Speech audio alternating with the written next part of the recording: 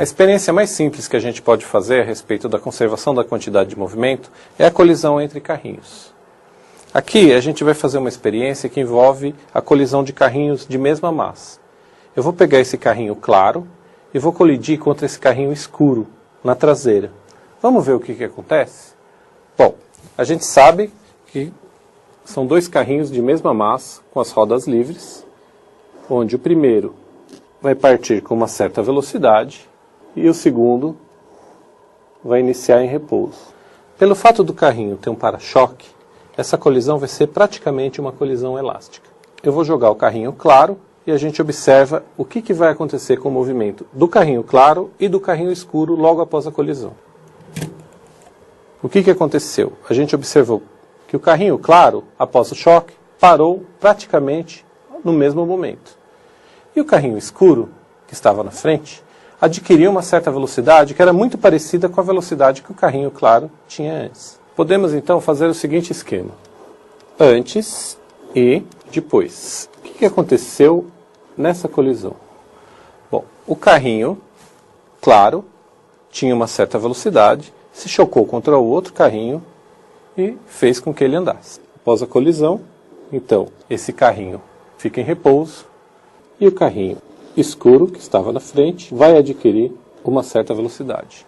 Como é que a gente pode interpretar esse fenômeno? Uma interpretação possível é que o movimento, de certa maneira, foi transmitido do primeiro carrinho para o segundo carrinho. Isso é um tipo de conservação do movimento. Para confirmar essa hipótese de transmissão de movimentos, a gente pode pensar em uma outra experiência, bastante simples. Vamos pegar esse carrinho e colidi-los de frente. Então, eu vou simultaneamente lançar os dois carrinhos em movimento, eles vão se chocar, e o que será que vai acontecer a partir daí? O que vocês imaginam que vai acontecer nessa colisão? Eu vou tentar lançá-los com a mesma velocidade. Para fazer isso, uma maneira muito simples é, inicialmente, deixar os carrinhos próximos e afastar simetricamente com as mãos. Aí, vamos fazer o movimento. Atenção! Como a gente pode observar, o que parece é que o carrinho volta para trás, tanto este quanto aquele. Por que isso acontece? Bom, uma maneira de interpretar isso é que o movimento que esse carrinho tinha foi transmitido para esse. E o movimento que esse carrinho tinha foi transmitido para aquele. De maneira que nós ficamos com a seguinte situação. Este carrinho movimentando-se para a direita e este carrinho movimentando-se para a esquerda. Para confirmar essa hipótese da transmissão do movimento, vamos fazer uma outra experiência. Dessa vez, o carrinho azul vai ser lançado com uma velocidade. O carrinho claro vai ser lançado com uma velocidade diferente.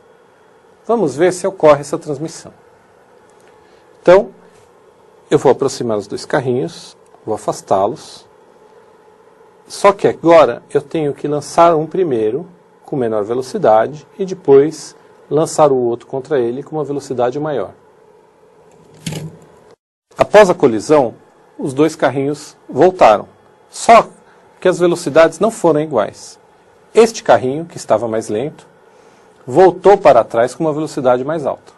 Este carrinho, que estava mais rápido, voltou para trás com uma velocidade pequena.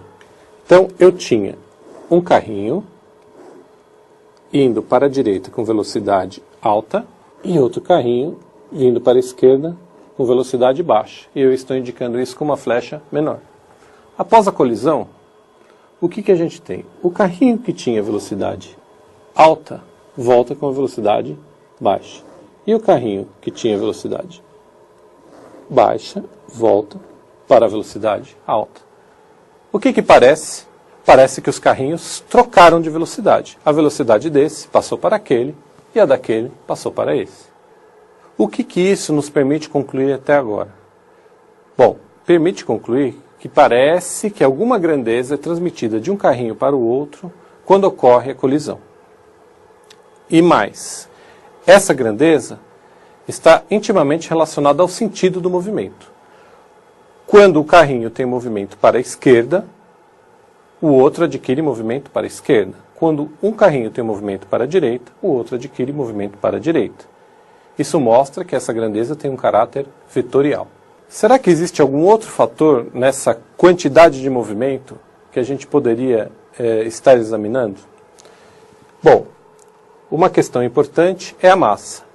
Será que faz diferença se os carrinhos tiverem massas diferentes? Eu vou colocar esse peso no carrinho que vai bater atrás. O que será que vai acontecer após a colisão? Será que alguma coisa vai mudar? Vamos observar?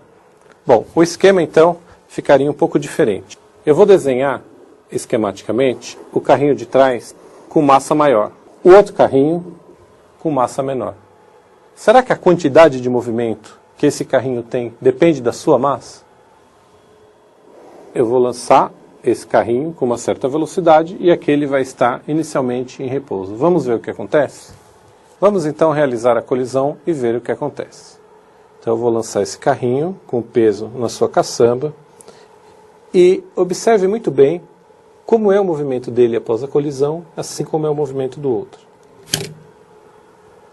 Parece que agora alguma coisa diferente aconteceu. Na primeira experiência que fizemos, os dois carrinhos tinham a mesma massa. O carrinho que colidia atrás parava e o carrinho da frente adquiria movimento. Dessa vez não foi isso que aconteceu. O carrinho da frente adquiriu movimento, mas o carrinho de trás não parou. Por que isso acontece?